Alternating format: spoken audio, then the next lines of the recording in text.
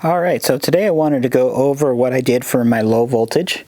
So you'll see we have actually quite a bit of low voltage that's running through here, and I just wanted to identify a little bit of it and what you might want to think about when you're building either your house, an addition, or shop, anything like that, of different things you might want to do to future-proof so you're not coming back and going, man, I wish I had done that while I had everything open.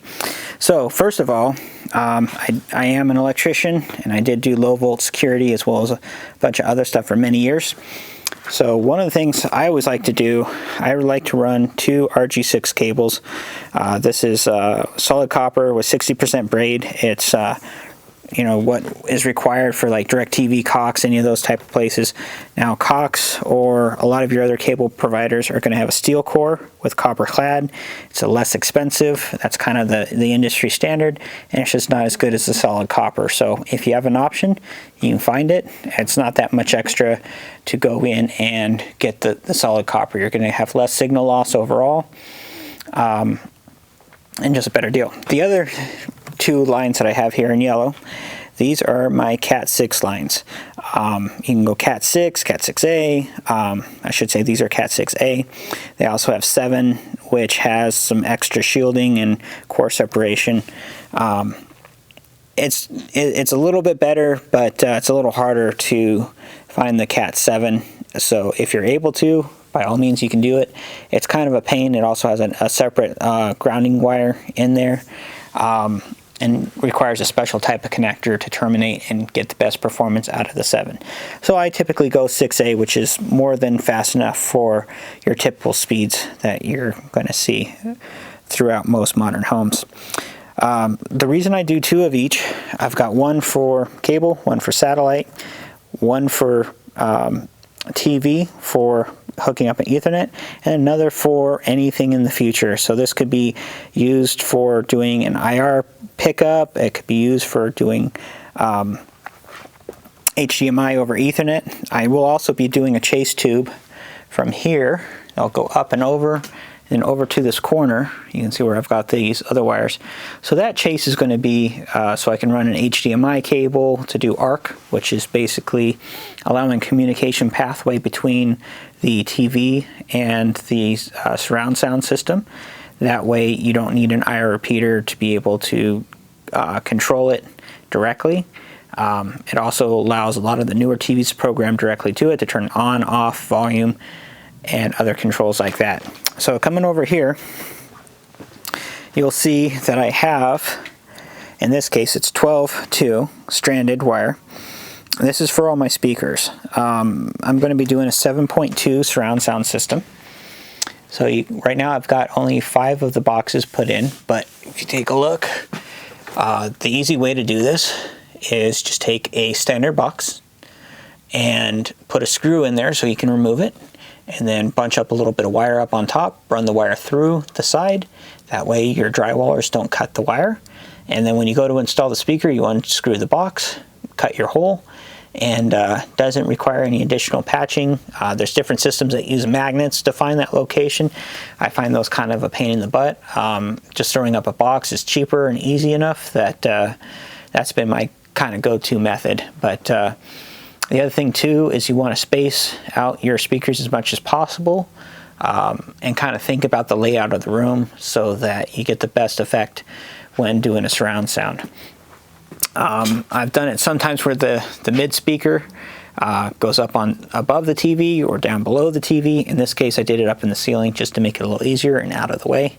I'm not sure exactly where I'm going to be putting the TV in the future, but this is going to be kind of a break room area. So I wanted to just kind of future-proof it so it's at least there. Something else to keep in mind, I did hook up a ring or pre-wire for a ring system for the camera at the entrance over here. So in here I have a standard chime box. So on the left side here, you'll see I've got my high voltage, and then over here on this side is a low voltage box. So this is how you hook up a doorbell. You cannot have low voltage and high voltage in the same box. So you have these combo boxes. So your transformer is going to go in here, and then your bell wire, which is basically 22 gauge, or in this case I used 18 gauge just to make it a little bit lighter, or a little bit heavier I should say. And then that bell wire goes back over to here and then out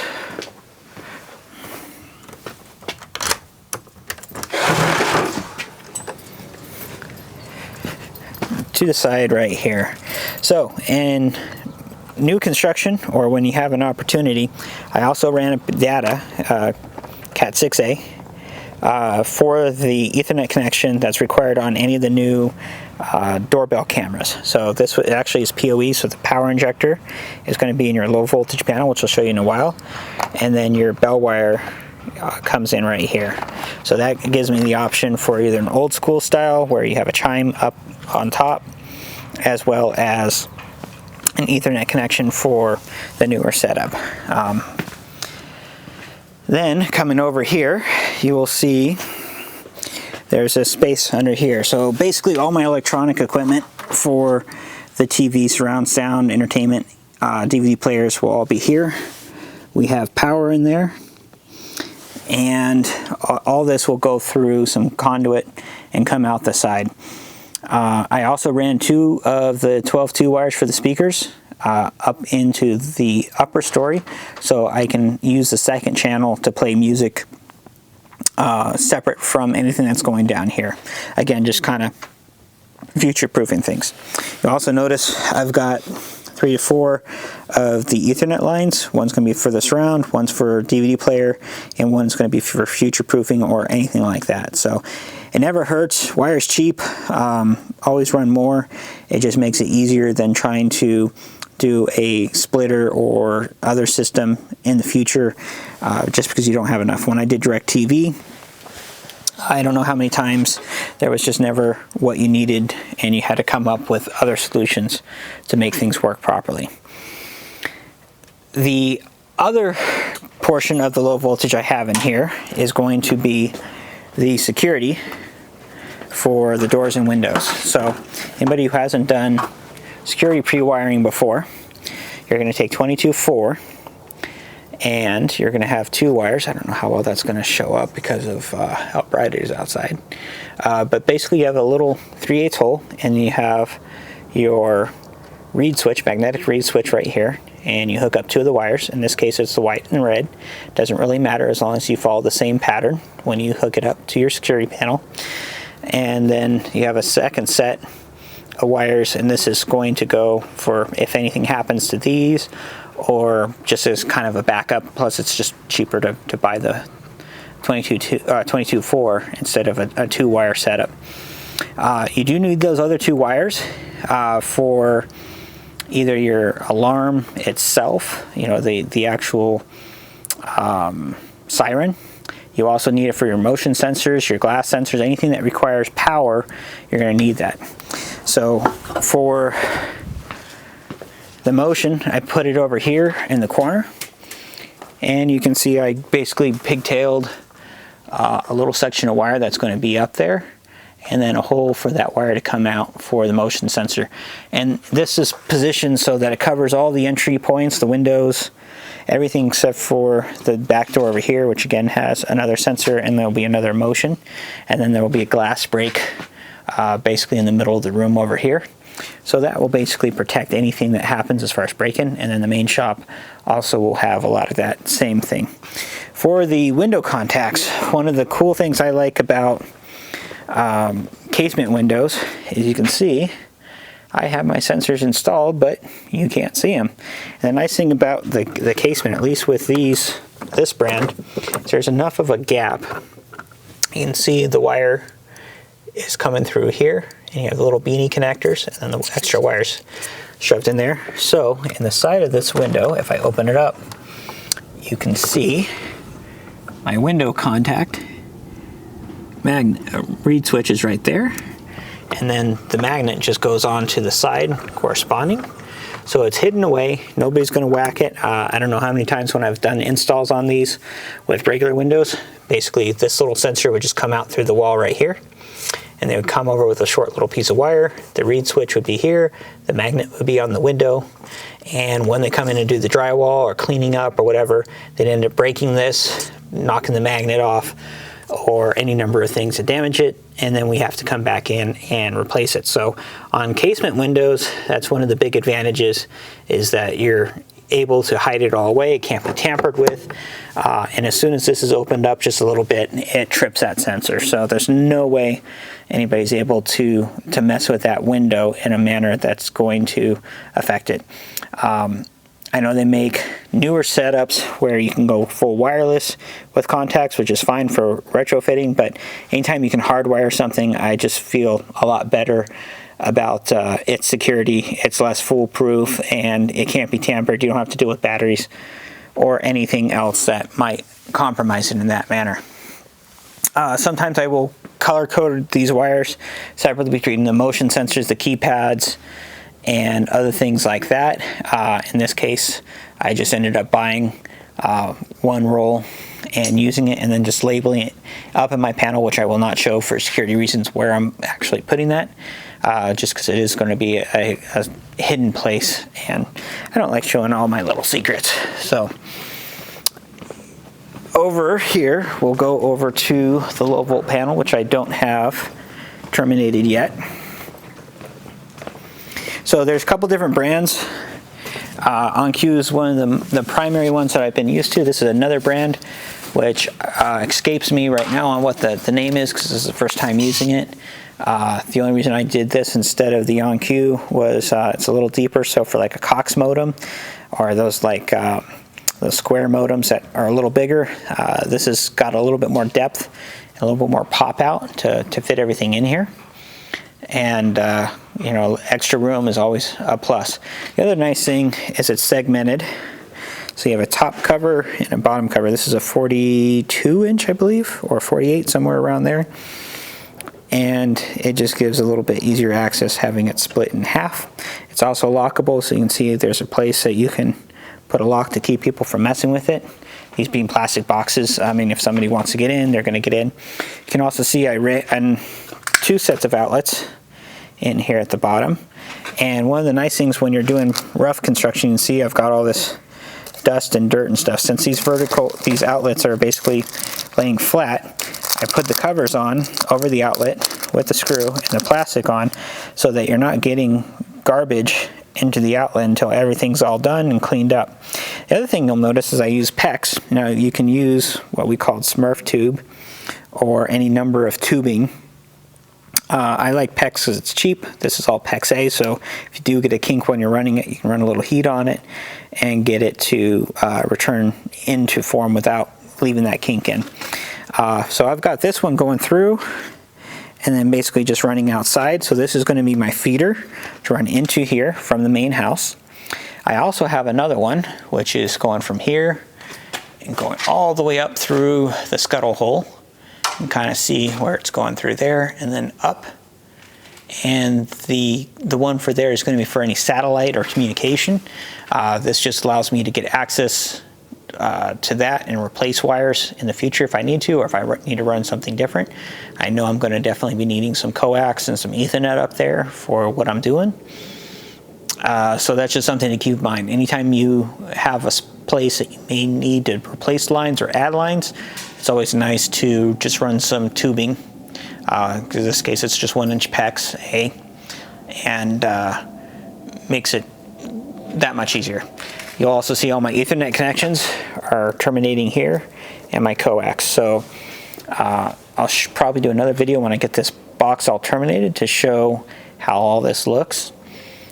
Something to keep in mind is these wires you can either terminate with RJ45 ends and then plug it directly into the device, or what I like to do just to clean up the box, because I know most of those are not going to be used, is you go in with one of these guys and you can do all your termination here on the back, and it's just a simple put the wire in and then push down with a little tool that's provided, or a standard punch down tool, and it has both the A and B pattern on here. So there's a little